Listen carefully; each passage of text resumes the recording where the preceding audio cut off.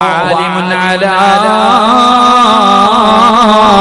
سبيل الهدى പറയുകയാണ് ജനങ്ങളെ സന്മാർഗത്തിലേക്ക് നയിക്കുന്ന ആലിമീങ്ങളുണ്ടല്ലോ. ഏതെങ്കിലും ഒരു നാട്ടിലില്ലാതെ വന്നാൽ അവിടെ ദുരന്തമുണ്ടാകുമെന്ന് മഹാന്മാര് പഠിപ്പിക്കുമ്പോ പ്രിയമുള്ളവരെ ആലിമീങ്ങളുണ്ടല്ലോ, അല്ലാഹുവിനെ പേടിച്ചുകൊണ്ട് ജീവിക്കുന്ന അൽ-ഉലമാഉ വറസത്തുൽ അംബിയാ, അമ്പിയാക്കന്മാരുടെ അനന്തര അവകാശികളായ ആലിമീങ്ങളുണ്ടല്ലോ. ആലിമീങ്ങൾ ഒരു നാട്ടിലില്ലാതെ വന്നാ അവിടെ വിപത്തുകൾ ഇറങ്ങുമെന്ന് അവിടെ നിന്ന് പറഞ്ഞു വരുമ്പോൾ എന്റെ പ്രിയമുള്ള സഹോദരങ്ങളെ, സഹോദരിമാര്, നമുക്ക് ആലിമീങ്ങളുടെ മഹത്വം എന്താണ്, പവിത്രത എന്താണ്, സ്ഥാനം എന്താണ്, അവരാരാണ്, അവരെ സ്നേഹിച്ചാൽ, അവരെ ബഹുമാനിച്ചാൽ, അവർക്ക് ഭക്ഷണം കൊടുത്താൽ, അവർക്ക് ഖിദ്മത്ത് ചെയ്യാൻ അല്ലാഹു നമുക്ക് തരുന്ന പ്രതിഫലം എന്താണെന്ന് നമ്മളിൽ പലർക്കും മനസ്സിലായിട്ടില്ല. പുതിയ തലമുറയുണ്ടല്ലോ, നമ്മുടെ വീട്ടിലെ കാരണവന്മാരുണ്ടല്ലോ, അവർക്ക് നിർബന്ധമായിരുന്നു കുടുംബത്തിൽ ഒരു ആലിമ വേണം. പഴയ വാപ്പമാർക്ക് നിർബന്ധമായിരുന്നു എന്റെ മക്കൾ 5 എണ്ണം ഉണ്ടെങ്കിൽ അതിൽ ഒരെണ്ണം ആലിമാകണം. എന്റെ മയ്യത്ത് കുളിപ്പിക്കാൻ അറിയുന്ന ഒരു മകന്, എന്റെ മയ്യത്ത് നമസ്കരിക്കാൻ അറിയുന്ന ഒരു മകന്, എന്റെ ഖബറിന്റെ ചാരത്ത് വന്നിട്ട് യാസീനോദി ഖത്തമോദിയിട്ട് അല്ലാഹുവേ റബ്ബിനോട് പൊട്ടിക്കരഞ്ഞുകൊണ്ട് ദുആ ചെയ്യുന്ന ഒരു ആലിമായ മകൻ എന്റെ കുടുംബത്തിൽ വേണമെന്ന് പഴയ വാപ്പമാർക്ക് വല്ലാത്ത നിർബന്ധമായിരുന്നു. അങ്ങനെയല്ലല്ലോ അല്ലാഹുവേ, അങ്ങനെയല്ല. നമ്മുടെയൊക്കെ ആഗ്രഹം മക്കൾ ആലിമീങ്ങളാക്കണമെന്നല്ല. കാരണം അവർക്ക് ശമ്പളമില്ല, അവർക്ക് പൈസ കുറവാണ്, അവർക്ക് അടിച്ചു പൊളിച്ച് നടക്കാൻ കഴിയില്ല. അല്ലാഹുവേ, പടച്ചവനെ, പടച്ചറപ്പിനെ ഭയന്നുകൊണ്ട് ജീവിക്കുന്നവരാ ആലിമീങ്ങള്. ഇന്നമാ യഖ്ശല്ലാഹു മിൻ ഇബാദിഹിൽ ഉലമാ, അല്ലാഹുവിനെ ഭയന്ന് ജീവിക്കുന്നവരാ ആലിമീങ്ങള്. നമ്മൾക്ക് അവരുടെ മഹത്വം അറിയില്ല, എങ്കിലും മഹത്വം അറിയുന്ന ഒരു വിഭാഗമുണ്ട്. പള്ളിപ്പറമ്പിൽ കിടക്കുന്ന ഖബറാളികളുണ്ടല്ലോ. അനസ് റളിയല്ലാഹു തആല അൻഹു പറയുകയാണ്, പള്ളിക്കാട്ടിൽ കിടക്കുന്ന ഖബറാളികൾക്കറിയാം ഉസ്താദിന്റെ മഹത്വം എന്താ, ആലിമീങ്ങളുടെ മഹത്വം എന്താ, ഇൽമു പഠിക്കുന്ന ഒരു മനുഷ്യന്റെ മഹത്വം എന്താണ്. ജീവിച്ചിരിക്കുന്നവരിൽ അധികം പേർക്കും അറിയില്ലെങ്കിലും പള്ളിപ്പറമ്പിൽ കിടക്കുന്ന മയ്യത്തുകൾക്ക് നല്ലതുപോലെ അറിയാം. കാരണം എന്തറിയുമോ, അല്ലാഹുവിന്റെ പ്രവാചകൻ അവിടെന്ന് പറഞ്ഞു, സ്വഹാബാ, പള്ളിപ്പറമ്പിൽ കിടക്കുന്ന ഖബറാളികൾ ആഗ്രഹിക്കുമെന്നാണ്. അല്ലാഹുവേ, ഒരു ആലിമ് വന്നിരുന്നെങ്കിൽ, ഒരു ആലിമ് ഈ പള്ളിപ്പറമ്പിലെ ഖബർസ്ഥാനിലൂടെ ഒന്ന് നടന്നു പോയിരുന്നെങ്കിൽ എത്രയോ നല്ലതായിരുന്നു. ഖബറാളികൾ ആഗ്രഹിക്കുമെന്നാ. കാരണമെന്തെന്നറിയുമോ, ഖബർസ്ഥാനിലൂടെ ഒരു ആലിമ നടന്നു പോയാൽ ആ മനുഷ്യൻ നടന്നു പോയതിന്റെ ബർക്കത്ത് കൊണ്ട് അല്ലാഹു ഖബറാളികൾക്ക് പുറത്തു കൊടുക്കുമെന്ന് നബി മുഹമ്മദ് മുസ്തഫ സല്ലല്ലാഹു അലൈഹി വസല്ലമ തങ്ങൾ പറഞ്ഞു വരുമ്പോൾ ആലിമിന്റെ മഹത്വം, ആലിമിന്റെ പവർ. പ്രിയമുള്ളവരെ, പക്ഷേ നമ്മളിൽ പലർക്കും അത് തിരിയാറില്ല. അതുകൊണ്ടാണ് പുതിയ തലമുറ എന്റെ മകനെ ഡോക്ടറാക്കണം, എഞ്ചിനീയറാക്കണം, എംഎക്കാരനാക്കണം, ഡിഗ്രിക്കാരനാക്കണം, എല്ലാവരും ഗവൺമെന്റ് ജോലിക്കാരാകണം. ഇന്നത്തെ ഉമ്മയുടെയും വാപ്പയുടെയും ആഗ്രഹങ്ങൾ അങ്ങനെയാണ്. എല്ലാവരും അതിനു വേണ്ടിയുള്ള പരിശ്രമമാണ്, അതിനു വേണ്ടിയുള്ള കഷ്ടപ്പാടാണ്.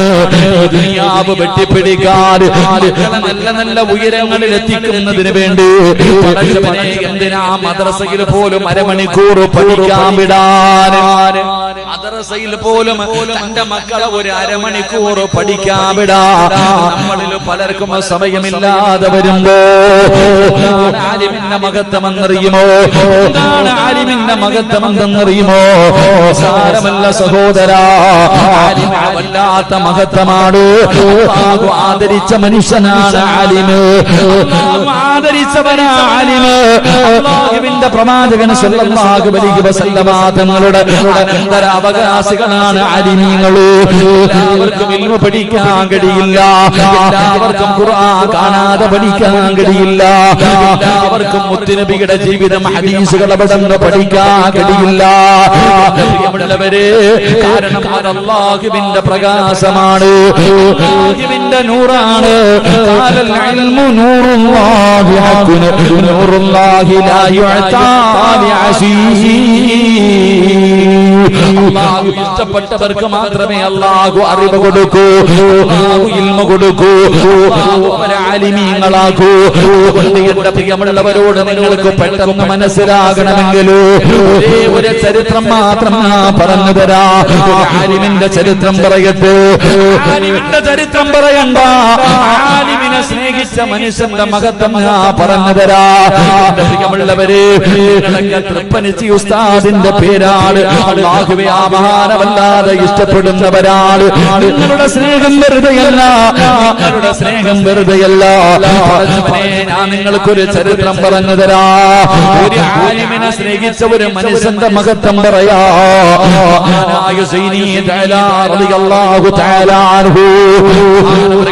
ഒരു ചരിത്രം പറയുകയാണ്.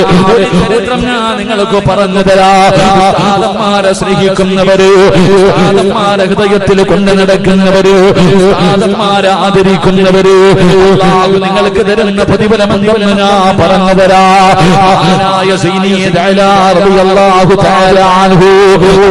പറഞ്ഞു തരികയാണ്.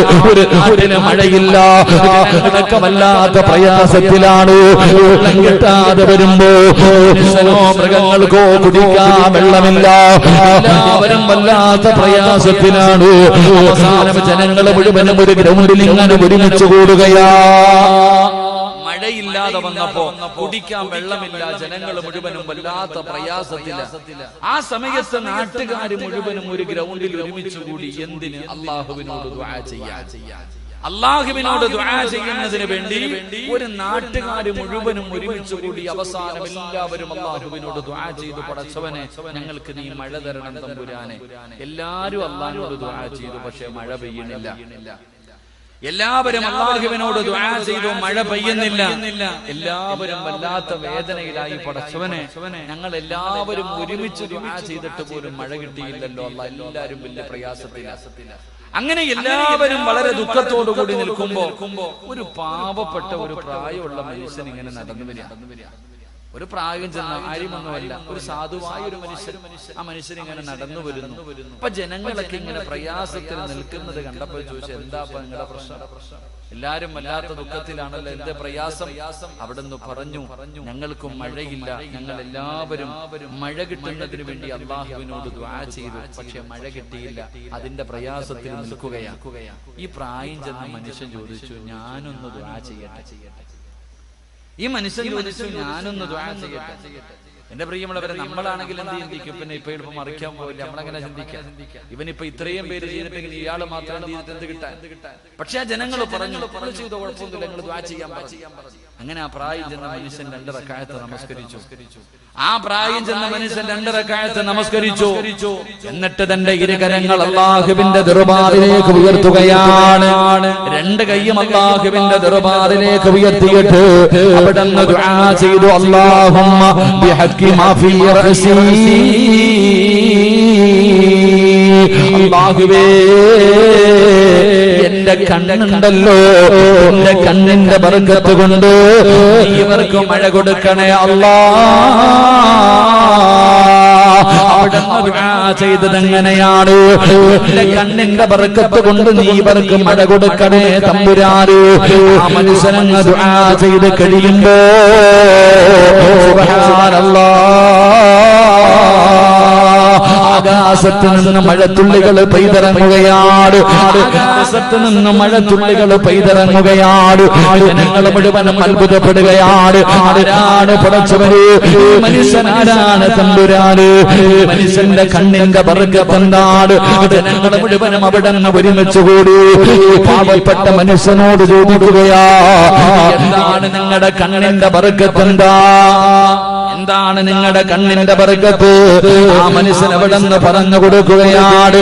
ആ മനുഷ്യൻ അവിടെ നിന്ന് പറയുകയാ, ആദാനി ഐനാനി റഅത അബാ യസീദ് അൽ ബിസ്താമി. എന്റെ കണ്ണിന്റെ ബർക്കത്ത് എന്തെന്നറിയുമോ? ഈ കണ്ണ് റബ്ബിനോട് അല്ലാഹുവേ ഈ കണ്ണിന്റെ ബർക്കത്ത് കൊണ്ട് എനിക്ക് തരണേ എന്ന് ചോദിച്ചാൽ എന്തും ആ മനുഷ്യന് കൊടുക്കുമായിരുന്നു. അല്ലാഹുവേ ഈ കണ്ണിന്റെ ബർക്കത്ത് കൊണ്ട് അല്ലാഹ് നീ എനിക്കൊരു കാര്യം തരണേ എന്ന് ചോദിച്ചാൽ ആ മനുഷ്യൻ ചോദിക്കുന്ന കാര്യം അല്ലാഹു കൊടുക്കുമായിരുന്നു. ജനങ്ങൾ ചോദിച്ചു, നിങ്ങളുടെ കണ്ണിന്റെ ബർക്കത്ത് എന്താ? ആ മനുഷ്യൻ പറഞ്ഞു, ഈ കണ്ണേതെന്നറിയുമോ? ഈ കണ്ണാരെ കണ്ട കണ്ണെന്നറിയുമോ? അബൂ യസീദുൽ ബിസ്താമി എന്ന് പറയുന്ന താബീങ്ങളിൽപ്പെട്ട ലോകമറിയുന്ന ഒരു പണ്ഡിതനെ കണ്ട കണ്ണാട്, ഒരു ആലിമിനെ കണ്ട കണ്ണാട്, ഒരു ഉസ്താദിനെ കണ്ട കണ്ണാട്. അതുകൊണ്ട് ഞാൻ അല്ലാഹുവിനോട് എന്ത് ചോദിച്ചാൽ അല്ലാഹു എനിക്ക് തരുമെന്ന് പറയുമ്പോ ആലിമിനെ കണ്ട മനുഷ്യന്റെ മഹത്വം ഇതാണെങ്കിലോ, ആലിമിനെ കണ്ട മനുഷ്യന്റെ മഹത്വം ഇതാണെങ്കിലോ, പ്രിയമുള്ളവരെ ആലിമിന്റെ മഹത്വം എന്താ? മഹാനായ തൃപ്പനച്ചി ഉസ്താദിനെ കണ്ട പലരുമുണ്ടല്ലോ. പ്രിയമുള്ളവരെ, നിങ്ങൾ ആരാണ്? അല്ലാഹു ഇഷ്ടപ്പെട്ടവരാണ്. ആലിമിനെ കണ്ട മനുഷ്യന്റെ മഹത്വം ഇതാണെങ്കിലോ ചിന്തിച്ചു നോക്ക്. ഒരു ആലിമിന്റെ പ്രാർത്ഥന, ഒരു ആലിമിന്റെ ദുആ, ഒരു ആലിമിന്റെ സ്ഥാനം എന്താ? മഹാനായ നബി മുഹമ്മദ് മുസ്തഫ സല്ലല്ലാഹു അലൈഹി വസല്ലമ തങ്ങൾ പറയുകയാ, ഒരു ആലിമിന്റെ ഒരേ ഒരു മഹത്വം ഞാൻ പറഞ്ഞു തരാ. നബി പറയുകയാണ്, സഹാബ 5 കാര്യങ്ങളിൽ നോക്കുന്നത് ഇബാദത്തിന്റെ കൂലി കിട്ടുന്ന കാര്യമാണ് സഹാബ. നബി എവിടെന്ന് പറയുകയാ, 5 കാര്യങ്ങളിൽ നോക്കുന്നത് ഇബാദത്താണ്. അവരുടെ കണ്ണിന്റെ കാഴ്ച കുറയൂല, അവരുടെ കാഴ്ച നഷ്ടപ്പെടൂല. എന്റെ പ്രിയമുള്ളവരെ, അബൂ ഹുറൈറ തങ്ങൾ പറയുകയാണ്, അല്ലാഹുവിന്റെ റസൂൽ എവിടെന്ന് പറഞ്ഞു വന്ന് ഇബാദത്തിന്റെ കൂലി കിട്ടുന്ന 1-ാമത്തെ കാര്യം എന്തെന്നറിയുമോ? സ്വർഗത്തിൽ നിന്ന് കൊണ്ടുവന്ന ഹജറുൽ അസ്വദ് എന്ന് പറയുന്ന കല്ലുകൊണ്ട് അലങ്കരിച്ച പടച്ച റബ്ബിന്റെ പരിശുദ്ധമായ കഅബാലയമുണ്ടല്ലോ. കറുത്ത കല്ലുകൾ കൊണ്ട് മൂടിയിരിക്കുന്ന ആ പരിശുദ്ധമായ കഅബാലയമുണ്ടല്ലോ. നിങ്ങളും ഹയ്യ അല സ്വലാ ഹയ്യ അലൽ ഫലാഹ് അല്ലാഹുവിന്റെ പള്ളിയുടെ മിനാരത്തിൽ നിന്ന് ബാങ്ക് വിളിച്ച പള്ളിക്കകത്തേക്ക് കടന്നു ചെന്നിട്ടു അല്ലാഹുവേ ഞാൻ ഖിബിലയ്ക്ക് അഭിമുഖമായി നിന്ന് നിസ്കരിക്കുന്നു എന്ന് നിയ്യത്ത് ചെയ്തിട്ട് ഞാനും നിങ്ങളും നേരെ നിന്ന് നിസ്കരിക്കുന്ന കഅബയുണ്ടല്ലോ. ആ പരിശുദ്ധമായ കഅബാലയം ഏതെങ്കിലും ഒരു മനുഷ്യനെ കണ്ണുകൊണ്ട് നോക്കിക്കൊണ്ടിരുന്നാൽ നോക്കുന്ന സമയം എത്രയും ഇബാദത്തിന്റെ കൂലിയാണെന്ന് ആദരവായ പ്രവാചകൻ നബി മുഹമ്മദ് മുസ്തഫ സല്ലല്ലാഹു അലൈഹി വസല്ലം കഅബാലയത്തിൽ നോക്കിക്കൊണ്ടിരിക്കുക. ഒന്നും പറയണ്ട. അല്ലാഹുവിന്റെ പരിശുദ്ധമായ കഅബാലയത്തിലേക്ക് നോക്കിക്കൊണ്ടിരിക്കുന്ന അത്രയും സമയം ഇബാദത്തിന്റെ കൂലിയ. ആ മനുഷ്യന്റെ കണ്ണിന്റെ കാഴ്ച കുറയാറുമില്ല. അല്ലാഹു നമുക്ക് ഈമാൻ നൽകുമാറാകട്ടെ. അല്ലാഹു പോയി സിയാറത്ത് ചെയ്യാൻ ഭാഗ്യം നൽകുമാറാകട്ടെ. അല്ലാഹു മരിക്കുന്നതിന് മുമ്പ് ഹജ്ജും ഉംറയും സിയാറത്തും ചെയ്യാൻ അല്ലാഹു നമുക്ക് എല്ലാവർക്കും ഭാഗ്യം നൽകുമാറാകട്ടെ. ഒന്ന് പോകണം ഇടയ്ക്കൊക്കെ. ചുമ്മാ ഇങ്ങനെ നടന്നാ പോരാ, ചുമ്മാ അങ്ങോട്ടും ഇങ്ങോട്ടും ആയി നോക്കി നടന്നാ പോരാ. ഒന്ന് പോകണം, മക്കത്ത് പോകണം, കഅബാലയത്തിൽ പോകണം, ഹജറുൽ അസ്വദ് തൊടണം, ഹജറുൽ അസ്വദ് ചുംബിക്കണം, കഅബാലയത്തിന്റെ കില്ല പിടിക്കണം, മഖാം ഇബ്രാഹിമിന്റെ മുന്നിൽ പോയി നിസ്കരിക്കണം, ഹിജ്റ ഇസ്മായിൽ അകത്ത് കയറണം, സ്വർണ്ണപ്പാത്തിയുടെ താഴെ നിന്ന് ദുആ ചെയ്യണം. ഇതൊക്കെ പോയി കാണാനും ചെയ്യാനുമുള്ളതാണ്. പൈസ ഇല്ല എന്ന് പറഞ്ഞിട്ട് പിന്നെ ആകട്ടെ എന്ന് പറഞ്ഞ് നീട്ടേണ്ട കാര്യമല്ല. അള്ളാഹു ഇഷ്ടപ്പെട്ടവർക്ക് മാത്രമേ അവിടെ ചെല്ലാൻ കഴിയൂ. അള്ളാഹു ഭാഗ്യം തരുമാറാകട്ടെ. ഹജ്ജും ഉംറയും സിയാറത്തും ചെയ്യാൻ അള്ളാഹു ഭാഗ്യം തരുമാറാകട്ടെ. പോകാൻ ആഗ്രഹമുണ്ടോ? എന്ന് കൈവക്കി. അതിനും ആഗ്രഹമില്ലാത്ത മനുഷ്യന്മാരുണ്ടോ? ഇവനൊക്കെ ഇനി എവിടെ പോകാൻ കിടക്കുന്നു? അള്ളാഹു ഹജ്ജിനും ഉംറയ്ക്ക് പോകാൻ പോലും മനസ്സില്ലാത്തവർ പോയിട്ടുണ്ടാകും. അതാ പോയിട്ടുണ്ടാകും. ഞാൻ ഹജ്ജിന് പോയിട്ടുണ്ടാകും, അതുകൊണ്ടാ പൊക്കാത്ത. അങ്ങനെ ചിന്തിക്കാം. നല്ലത് ചിന്തിക്കണമെന്നല്ലേ? അള്ളാഹു ഈമാൻ കൊടുക്കുമാറാകട്ടെ. എങ്കിലും ഹജ്ജിന് പോയാൽ പിന്നെ പോകണമെന്നല്ലേ ആഗ്രഹം? അല്ലേ? അള്ളാന്റെ കഅബ കണ്ട മനുഷ്യന് പിന്നെയും കാണാൻ പോകാനല്ലേ ആഗ്രഹം? ഉള്ളത് പറ. ആണോ? ഇതൊക്കെ ഏത് കൂട്ടത്തിലായിരിക്കും? അള്ളാഹു ഹിദായത്ത് നൽകി അനുഗ്രഹിക്കുമാറാകട്ടെ. എല്ലാവരും പോകണം. ചുമ്മാ ഇങ്ങനെ വാരിക്കൂട്ടി വെക്കാനുള്ളതല്ല. ആഫിയത്തും ആരോഗ്യമുള്ള സമയത്ത് വയസ്സാം കാലത്ത് ഉമ്മായി ഏതെങ്കിലും വണ്ടി കയറ്റി വിടലല്ല. പാപ്പാനെ പ്രായം ചെന്ന പല മാതാപിതാക്കൾക്കും ഹജ്ജിനും ഉംറയ്ക്കും പോകാൻ പറ്റാത്തതിന്റെ കാരണം മക്കളുടെ തിരക്ക്. മാതാവിനും പിതാവിനും ഹജ്ജിന് പോകണമെന്ന് ആഗ്രഹമുണ്ട്, പൈസയുണ്ട്, പോകാത്ത എന്ത്? മക്കൾക്ക് സമയമില്ല കൊണ്ടുപോകാതെ തന്നെ. ഏതെങ്കിലും ഒരു ഗ്രൂപ്പിൽ കണ്ട ലഗേജ് വിടുന്ന പോലെ വിടാം. ഏതെങ്കിലും ഒരു ഗ്രൂപ്പ് ഉണ്ടെങ്കിൽ അറിയുന്ന ആരെങ്കിലും പോയാ ലഗേജ് കയറ്റിവിടുന്നത് പോലെ വാപ്പാനെ ഉമ്മാനെ കയറ്റിവിടുക. ഇത് തന്നെ അവസ്ഥ. എന്തിനാടാ മോനെ? അല്ലാഹു ഈമാൻ നൽകുമാറാകട്ടെ. സമയമില്ല ഒന്ന് വാപ്പാനെ കൊണ്ട് മക്കത്ത് പോയിട്ട് ഉംറ ചെയ്യിപ്പിക്കാൻ, ഹജ്ജ് ചെയ്യിപ്പിക്കാൻ. ഇന്നത് മക്കൾക്ക് സമയമില്ല. അതുകൊണ്ട് നാളെ നിങ്ങളുടെ മക്കളും ചെയ്യണമെന്നൊന്നുമില്ല. ഈ യുവന്മാരുടെയൊക്കെ ഭരണമാണ്. അള്ളാഹു അല ഇനിയിപ്പം കയറ്റി വിട്ടാൽ തന്നെ വലിയ പ്രശ്നം വരും. അത് ഇനി എപ്പോഴാ പറ്റുന്നറിയത്തില്ല. ഉള്ള നേരത്തെ പൊക്കോണം. അള്ളാഹു ഭാഗ്യം തരുമാറാകട്ടെ. സത്യല്ലേ? ഈ നിയമങ്ങളൊക്കെ ഇങ്ങനെ വരികയല്ലേ? നമ്മളൊക്കെ ഈ നാട്ടുകാരാണെന്ന് തെളിയിക്കണമെന്ന് പറഞ്ഞ് എന്ത് ചെയ്യാനാ? നിന്റെ വാപ്പാടെ വാപ്പ 1971 51 ഇവിടെ ഉണ്ടെന്ന് പറയും. തെളിക്ക് എന്ത് രേഖ നിന്റെ എന്ത് രേഖയുള്ള? ഒരു രേഖയില്ല മനുഷ്യ. കാരണം എന്ത്? നമുക്ക് എന്തിനാ രേഖ? പള്ളിക്കാട്ടി പോകാൻ വേണ്ടി കാത്തിരിക്കുന്നത് നമുക്ക് എന്ത് രേഖ? എടാ അസ്റായീൽ എപ്പോഴാ വരുന്നതെന്ന് പറഞ്ഞിട്ട് കാത്തിരിക്കുക. അപ്പോഴാ ഇനിയിപ്പോ നീ ഇവിടെ ജനിച്ച, നീ എവിടെ ജനിച്ചാൽ നമുക്കെന്താ? സ്വർഗമെന്ന് പറയുന്ന വീട്ടിലേക്ക് പോകാൻ പള്ളിയിൽ നിന്ന് കൊണ്ടുവരുന്ന മയ്യത്ത് കട്ടിൽ എന്ന് പറയുന്ന വാഹനവും കാത്തു നിൽക്കുന്നവരെ നമുക്ക് എന്നാ? വന്ന പെട്ടെന്ന് നമുക്ക് പോകണം. അള്ളാഹു ഭാഗ്യം തരുമാറാകട്ടെ. പോണ്ടേ? എന്താ പോണ്ട? ഇല്ല, ഇവിടെ തന്നെ നിൽക്കണം. അസ്റായീൽ വന്ന് വിളിച്ചാ പോണോ? പോണ്ടാന്ന് പറഞ്ഞാൽ ചങ്ങാതി വിട്ടിട്ട് പോവോ? ഇവിടെ കരുണയെന്ന് പറയുന്ന സാധനം ചങ്ങാതിക്കില്ല. അതാ വേറെ ആരുടെയും അസ്റായീൽ എന്ന് പറയുന്ന മലക്കിന് കരുണയില്ല. നീ ഒന്ന് പറഞ്ഞാൽ കേൾക്കത്തില്ല. എന്തൊക്കെ കൊടുക്കാന്ന് പറഞ്ഞാലും ഒരു പരിഗണനയില്ല. അതുകൊണ്ട് തന്നെ എന്തിനെ ആ മലക്കിന് അള്ളാഹു ഈ ജോലി കൊടുത്തത്? മനസ്സിനെ സൃഷ്ടിക്കാൻ വേണ്ടി തീരുമാനിച്ചപ്പോ അള്ളാഹു എല്ലാ മലക്കുകളോടും പറഞ്ഞു അത്രേ, ഭൂമി പോയിട്ട് ഒരു പിടി മണ്ണ് വാരിയിട്ട്. എല്ലാ മലക്കുകളും വന്നപ്പോ ഭൂമി കരച്ചില. ദയവ് ചെയ്ത് എടുക്കരുത്, സങ്കടം പറയാ. എല്ലാരും പിരിഞ്ഞു പോയി. അസ്റായീൽ അലൈഹിസ്സലാം ഇങ്ങോട്ട് വന്നപ്പോ ഭൂമി പറഞ്ഞത്ര കരഞ്ഞുകൊണ്ട്, നീ ഇപ്പോ അള്ളാഹ് പറഞ്ഞ ഞാൻ എടുക്കും, പൊട ചങ്ങാതി എടുത്തോണ്ട് പോയി. ഇത് ഒരു കരുണയില്ലാത്ത മലക്കാണ് അസ്റായീൽ. വന്നു കഴിഞ്ഞാൽ കൊണ്ടേ പോകത്തുള്ളൂ. അള്ളാഹു നമ്മുടെ യാത്ര നല്ല പോലെ ആക്കി തരുമാറാകട്ടെ. അള്ളാഹു നല്ല യാത്ര നൽകുമാറാകട്ടെ. എന്റെ പ്രിയമുള്ള സഹോദരങ്ങളെ, ഉംറയ്ക്കും ഹജ്ജിനൊക്കെ ഞാൻ ഇൻഷാ അല്ലാഹ് ഉംറയ്ക്ക് പോകാൻ തീരുമാനിച്ചിട്ടുണ്ട്. അള്ളാഹു ഭാഗ്യം തരുമാറാകട്ടെ.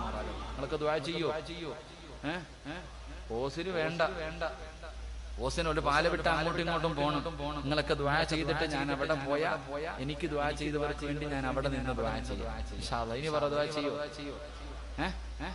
സന്തോഷം ഇല്ലാത്തതിന്റെ ദുആ ചെയ്യോ? അല്ലാഹു നമ്മളെല്ലാവരെയും എത്തിക്കുമാറാകട്ടെ.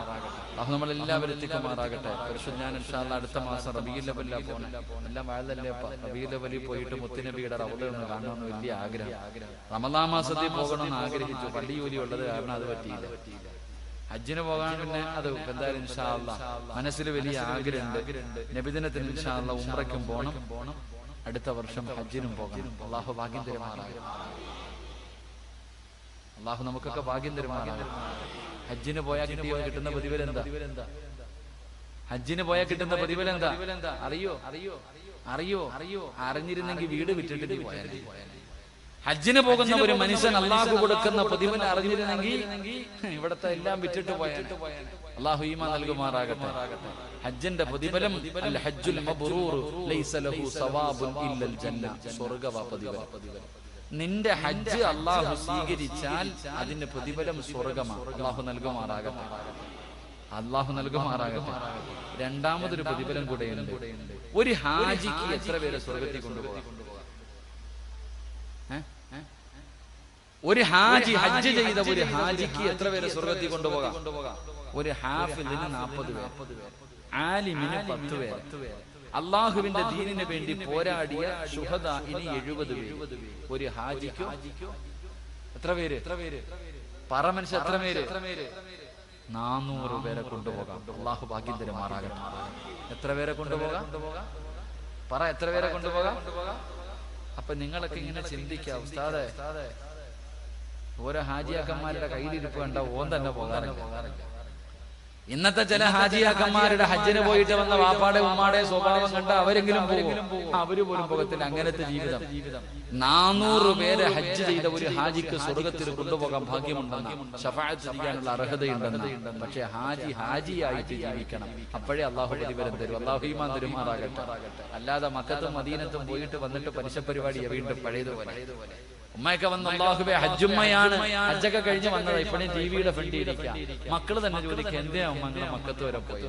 അങ്ങനത്തെ അല്ല, ഹാജിയെ പോലെ ജീവിക്കണം. അതൊരു വലിയ പദവിയാ, അത് വലിയൊരു അംഗീകാരമാണ്. നീ അള്ളാഹുവിന്റെ അതിഥിയാ. ഹാജി എന്ന് പറഞ്ഞ വെറുതെ എഴുതി വെക്കാനുള്ള സാധനമല്ല. ഹാജി എന്ന് പറയുന്നത് പലരും ഹജ്ജിന് പോകുന്ന എന്തിന്റെ പേരില്ല. അടുത്ത് നടന്ന ഒരു സംഭവം ഞാൻ പറയാം. എന്റെ പ്രിയമുള്ള സഹോദരങ്ങളെ, പലരും ഹജ്ജിന് പോകുന്നത് പേരിന് വേണ്ടി. ഒരാൾ ഹജ്ജിന് പോയിട്ട് വന്നു. ഇപ്പൊ നമ്മുടെ നാട്ടിലൊക്കെ വെള്ളിയാഴ്ച ദിവസം ഈ ചെറിയ പള്ളികളിലൊക്കെ കമ്മിറ്റിക്കാർ ഇങ്ങനെ കയറി പോകുന്ന വാതിലിരിക്കും. ആരെങ്കിലും തരുന്ന പൈസ മേടിച്ചിട്ട് എഴുതി വെക്കാൻ ദുആ ചെയ്യും. ഇവിടെ കൊണ്ടോ അങ്ങടെ നാട്ടിലൊക്കെ കണ്ടിട്ട്. അപ്പൊ ഒരു പള്ളിയുടെ സെക്രട്ടറി ഇങ്ങനെ എഴുതിക്കൊണ്ടിരിക്കുമ്പോൾ ഒരാൾ വന്നിട്ട് ഒരു പൈസ കൊടുത്തിട്ട് പറഞ്ഞു എഴുതാൻ. അപ്പൊ അദ്ദേഹം എഴുതി വെച്ചു. ഉദാഹരണം പറഞ്ഞ അബൂബക്കർ 501 രൂപ ദുആ ചെയ്യാൻ. അപ്പൊ അയാൾ ചോദിക്കുക, ഞാൻ പോയപ്പോ നിന്നോട് പറഞ്ഞിട്ടല്ലേടാ പോയത്? ഞാൻ പോയപ്പോ നിന്നോടും കൂടെ പറഞ്ഞിട്ടല്ലേ പോയത്? എവിടെ പോയപ്പോ? ഹജ്ജിന് പോയപ്പോ. ഹാജിന്ന് എഴുതിയില്ല, അതിന്റെ പേര്. എന്റെ പ്രിയമുള്ളവരെ, അപ്പൊ അങ്ങനെ ചിന്തിക്കുന്നവരുമുണ്ട്. അള്ളാഹു നമുക്ക് ഈമാൻ നൽകുമാറാകട്ടെ. അപ്പൊ പരിശുദ്ധമായ കഅബാലയത്തിൽ പോയി ഹജ്ജ് ചെയ്ത എത്ര പേരെ കൊണ്ടുപോകാം? 400 പേരെ ഒന്നും കൊണ്ടുപോകണ്ട, സ്വന്തമായിട്ടെങ്കിലും ഒന്ന് പോയാൽ മതി. അള്ളാഹു ഭാഗ്യം തരുമാറാകട്ടെ. ഞാനിപ്പോ എന്തായാലും ഹജ്ജിന് പോയിട്ടുണ്ട്, അള്ളാഹു സ്വീകരിക്കുമാറാകട്ടെ. എനിക്ക് 400 പേരെ കൊണ്ടുപോകണമെന്നൊന്നും ആഗ്രഹമില്ല. ഞാനെങ്കിലും എങ്ങനെയും ഒന്ന് കയറിപ്പോയാൽ മതി. അള്ളാഹു രക്ഷപ്പെടുത്തുമാറാകട്ടെ. അപ്പൊ ഞാൻ പറഞ്ഞത്, പരിശുദ്ധമായ കഅബാലയത്തിൽ ചെന്നിട്ട് നോക്കിക്കൊണ്ടിരുന്ന ഇബാദത്തിന്റെ കൂലി, കണ്ണിന്റെ കാഴ്ച. കണ്ണാടിയൊക്കെ ഊരി കളഞ്ഞ വാപ്പാരി വേണ്ട, പോയിട്ട് അവിടെ ഇരുന്നോ.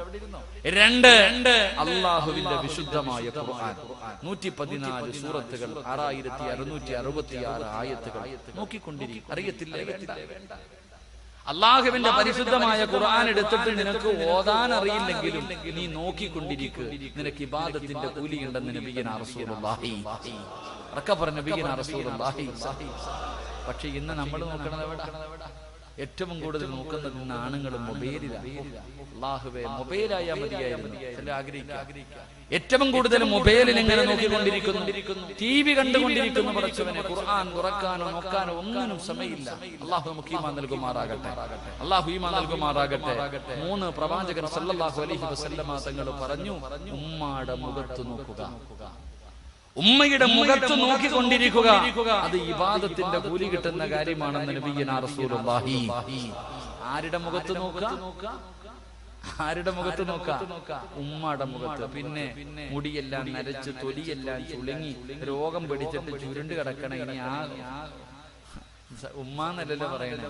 ഇന്നത്തെ യുവതലമുറ പറയണത് കിളവിന്ന് വിളിക്കണം. ഉമ്മ കിളവി എന്ന് വിളിക്കുക ഇന്നത്തെ മക്കൾ. അതുകൊണ്ടാണല്ലോ കാമുകൻ ഫോൺ വിളിക്കുമ്പോ കാമുകി പറയുകയാ, 2 ഉറങ്ങിയിട്ടില്ലടാ. ആര്? വാപ്പായുമായി. 2 സാധനം ഉറങ്ങിയിട്ടില്ല എന്ന് ഇന്നത്തെ തലമുറ പറയുന്നത്. എന്റെ പ്രിയമുള്ള സഹോദരങ്ങളെ, സഹോദരിമാരെ, ഉമ്മയുടെ മുഖത്ത് നോക്കുന്നത് ഇബാദത്താ. ഇബാദത്തിന്റെ കൂലി കിട്ടും.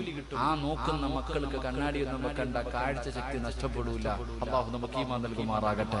അള്ളാഹു നമ്മുടെ ഉമ്മമാർക്ക് അള്ളാഹു ആഫിയത്തും ദീർഘായുസ്സും കൊടുത്ത് അനുഗ്രഹിക്കുമാറാകട്ടെ. അവരുടെ കാൽച്ചുവട്ടിൽ കിടക്കുന്ന സ്വർഗം അള്ളാഹു നമുക്ക് നൽകി അനുഗ്രഹിക്കുമാറാകട്ടെ. ആ ഉമ്മയ്ക്ക് ഖിദ്മത്ത് ചെയ്യാൻ, അവരുടെ കയ്യും കാലും നെക്കി കൊടുക്കാൻ, അവരോട് സ്നേഹം സ്നേഹത്തോടുകൂടി സംസാരിക്കാൻ, അവരെ കെട്ടിപ്പിടിച്ച് ചുംബനം കൊടുക്കാൻ അള്ളാഹു നമുക്ക് ഭാഗ്യം നൽകുമാറാകട്ടെ. അള്ളാഹു നമുക്ക് ഭാഗ്യം നൽകുമാറാകട്ടെ. അപ്പൊ എന്ത് ചെയ്യണം? മാതാപിതാക്കളുടെ മുഖത്ത് ഇങ്ങനെ നോക്കിക്കൊണ്ടിരിക്കും. ഉമ്മയുടെ മുഖത്ത് സമയം കിട്ടുമ്പോൾ എടുത്തു പോയിരിക്കണം. കൈകാലുകളൊക്കെ ഒന്ന് നെക്കി ഉമ്മയുടെ കാര്യങ്ങളൊക്കെ പറഞ്ഞ് അൽഹംദുലില്ലാ ഉമ്മയുടെ മുഖത്ത് ഉമ്മ കൊടുക്കണം. അള്ളാഹു ഭാഗ്യം തരുമാറാകട്ടെ.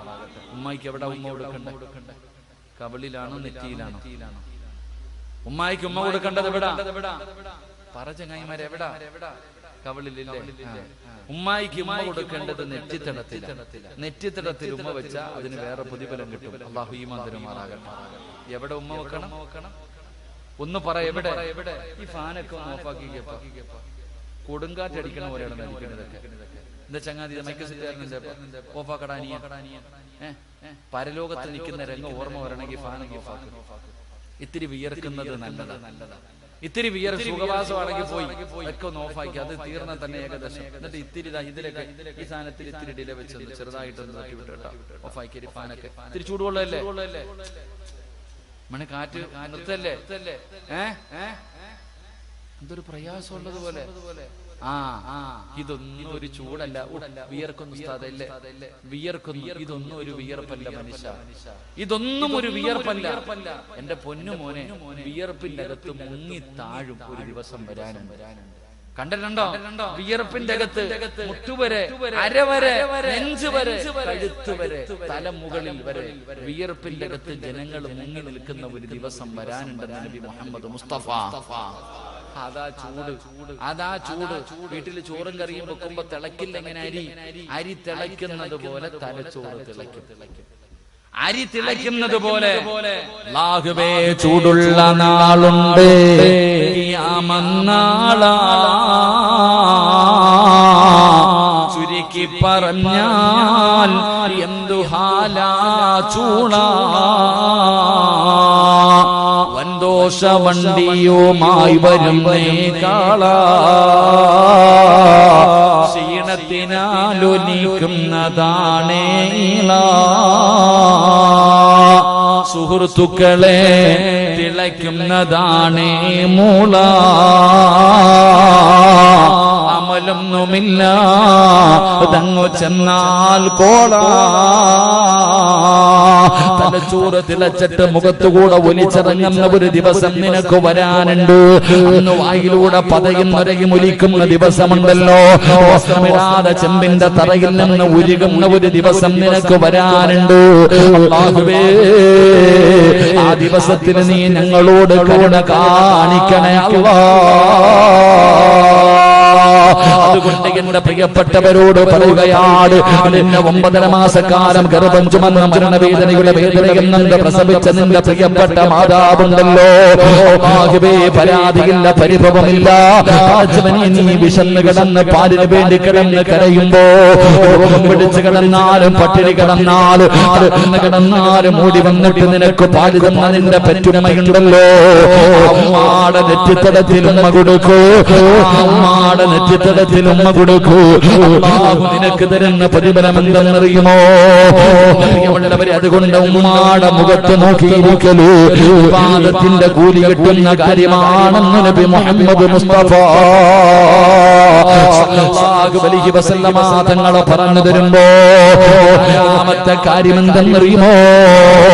സംസം വെള്ളം കുടിക്കുമ്പോ നോക്കണേ മുസ്ലിമേ, ഹജ്ജിനും ഉംറയ്ക്കും പോയിട്ട് വന്നവര് സംസം വെള്ളം കൊണ്ട് തരുമ്പോ വെറുതെ കുടിക്കാനുള്ളതല്ല. ആ വെള്ളത്തിലൊന്ന് നോക്കിയിട്ട് വേണം കുടിക്കാൻ. കാരണം നോക്കുന്നത് ഇബാദത്തിന്റെ കൂലി കിട്ടുന്ന കാര്യമാ. അഞ്ചാമത്തെ കാര്യം എന്തെന്നറിയുമോ? ആലിമീങ്ങളുണ്ടല്ലോ, ഉസ്താദന്മാരുണ്ടല്ലോ, അല്ലാഹു ആദരിച്ചവരുണ്ടല്ലോ. ആലിമീങ്ങളുടെ മുഖത്ത് നോക്കുന്നത് ഇബാദത്തിന്റെ കൂലി കിട്ടുന്ന കാര്യമാ. എന്റെ പ്രിയമുള്ളവര്, മുഖത്ത് നോക്കുന്നത്, ആദന്മാരുടെ മുഖത്ത് നോക്കുന്നത് ഇബാദത്തിന്റെ കൂലി കിട്ടുന്ന കാര്യമാണ്. അവരുടെ കണ്ണിന്റെ കാഴ്ച നഷ്ടപ്പെടൂല. അവരുടെ അവരുടെ കണ്ണിന്റെ കാഴ്ച നഷ്ടപ്പെടൂല.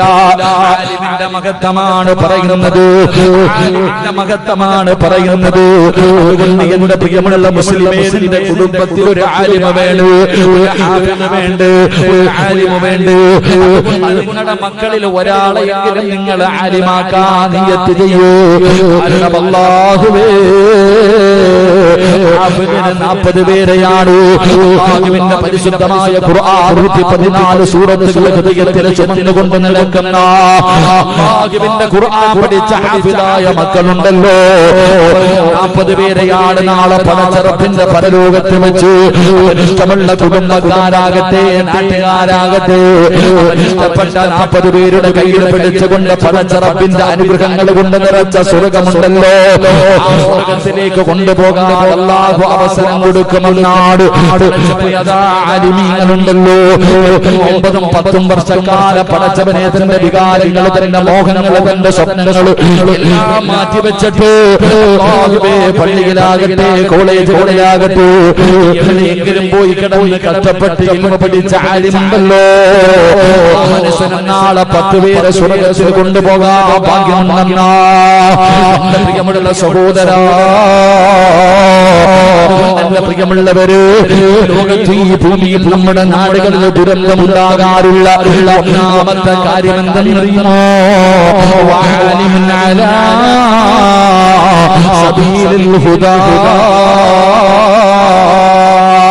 ജനങ്ങൾക്ക് സന്മാർഗം കാണിച്ചു കൊടുക്കുന്ന, ജനങ്ങളെ സന്മാർഗത്തിലേക്ക് നയിക്കുന്ന ആലിമീങ്ങളില്ലാതെ വന്നാൽ നാട്ടില് ഭൂകമ്പമല്ല, സുനാമിയല്ല, ഉരുൾപൊട്ടലല്ല, കൊടുങ്കാറ്റല്ല, ക്യാൻസർ അല്ല, ഏത് പ്രതി അല്ലാഹുവേ ഏത് പരിശ്രമം കടന്നു വരുമെന്ന് മഹാന്മാര് പറയുമ്പോ പ്രിയമുള്ള സഹോദര, ഇന്നത്തെ ആലിമീങ്ങളുണ്ടല്ലോ, എല്ലാവരെയും ഞാൻ കുറ്റപ്പെടുത്തുന്നില്ല. ഒരുപാട് അല്ലാഹുവിനെ ഭയന്ന് ജീവിക്കുന്ന ഒരുപാട് ആലിമീങ്ങളുണ്ട്. ആലിമീങ്ങളുടെ മരണം ഈ ലോകത്തിന്റെ നാശമാണ്. ആലിമീങ്ങളുടെ മരണം ലോകാവസാനത്തിന്റെ അടയാളമാണ്. ഇബ്നു അബ്ബാസ് റളിയല്ലാഹു തആല പറയുന്നുണ്ട്, ആലിമീങ്ങളുടെ മരണം ലോകത്തിന്റെ നാശമാണെന്ന് ഇവിടുന്ന് പറയുമ്പോ പ്രിയമുള്ളവരെ, ഒരുപാട് ആലിമീങ്ങള് വിട്ടെന്നാണ് ഒരുപാട് പേരങ്ങ് പോയത്. അല്ലാഹു അവരുടെ ദറജ ഉയർത്തി കൊടുക്കുമാറാകട്ടെ. സദസ്സിലിരിക്കുന്ന എന്റെ പ്രിയപ്പെട്ട ഉസ്താദന്മാരോട് ആരെയും ഞാൻ അടച്ചാക്ഷേപിക്കുന്നില്ല. പക്ഷേ പല ഉസ്താദന്മാർക്കും ഉള്ളത് പറയാ പേടിയാ. മറന്നു പോകുന്നു, മറന്നു പോകുന്നു. അധികം എല്ലാവരെയും ഞാൻ ആക്ഷേപിക്കുന്നില്ല. ഉൾപ്പെടെയുള്ള സമൂഹമുണ്ടല്ലോ, ഉള്ള കാര്യം തുറന്നു പറയാ പേടിയാ. ഭൂമിയിൽ ദുരന്തമുണ്ടാകാനുള്ള കാരണങ്ങൾ പെട്ടതാണ് ജനങ്ങൾക്ക് സന്മാർഗം കാണിച്ചു കൊടുക്കുന്ന ആലിമീങ്ങൾ. ഇല്ല എന്ന് ഞാൻ പറയുന്നില്ല, ഉണ്ട്. അല്ലാഹു അവർക്കൊക്കെ ദീർഘായുസ്സ് കൊടുക്കുമാറാകട്ടെ. പക്ഷേ പലർ കുറച്ച് പഠിച്ച ഇൽമ മറക്കുകയാണ്. പറയാ ഉള്ളത് ഏത് വൃത്തികേടുകൾ നടന്നാലും പറയാ മടി. ഏതെങ്കിലും മോശമായ കാര്യങ്ങൾ, കള്ളുകുടിയെ കുറിച്ചോ വ്യഭിചാരത്തെ കുറിച്ചോ പലിശയെ കുറിച്ചോ പല കാര്യങ്ങളെ കുറിച്ചോ പറയാൻ ഉസ്താദന്മാർക്ക് പേടിയ. കാരണം പറഞ്ഞ പിന്നെ വീട്ടിൽ പോയിരിക്കേണ്ടി വരും. അല്ലാഹു ഈമാൻ തരുമാറാകട്ടെ.